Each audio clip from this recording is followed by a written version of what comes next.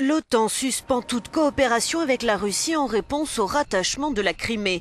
Réunie à Bruxelles, l'Alliance entend rassurer ses membres de l'Est européen qui se sentiraient menacés par le déploiement militaire aux frontières de l'Ukraine.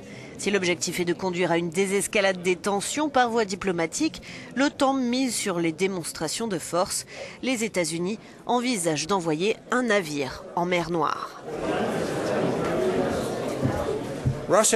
L'agression de l'Ukraine par la Russie est la plus grave menace contre la sécurité européenne qu'ait connue cette génération.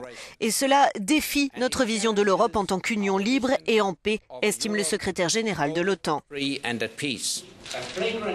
Les Américains pourraient en outre donner plus d'ampleur aux manœuvres militaires prévues cet été en Europe.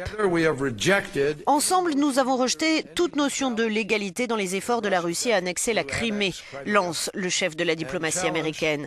Nous avons tous déjoué les tactiques d'intimidation, en particulier le déploiement d'un contingent sans précédent aux frontières de l'Ukraine.